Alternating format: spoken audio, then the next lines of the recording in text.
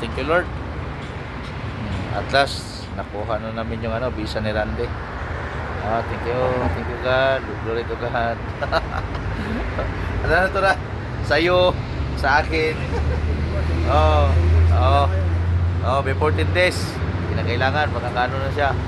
Makakalabas na siya sa kingdom ng Saudi Arabia. Glory to God. Ano talaga sa prayer. At saka thankful kay kay Ali. Mr. Ali. Na naging driver sa 4 na bisis. Hindi pala easy yung pagkuha ng visa. Request, isang araw. Tapos approve, isang araw. Tapos fingerprint, kasama ang kapil. Ako yung sponsorship. Ako yung ni Randy, mag-sponsorship eh. Tapos pang-4, release ng visa. Pero sa ngayon, itong araw na to, kinuha na yung niya, yung ikama niya. Wala nang ikama si Randy. But be thankful nga okay na. Na talaga, may visa na siya.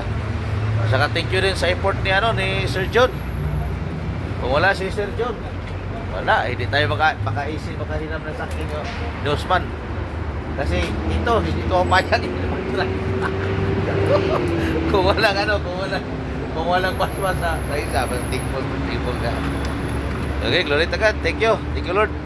Na ipag-pray naman natin na sana yung ticket ni Randy na provide ng kumpanya. Pero yun naman kanina, pag namin, bago kami umalis nila, tinawag si Randy sa admin na i-PC daw kagad yung niya, visa. So, sana nga, kagad. Nag-reply naman na okay daw. Okay, yun lang. At saka maraming salamat. Next video, bye-bye. Bless.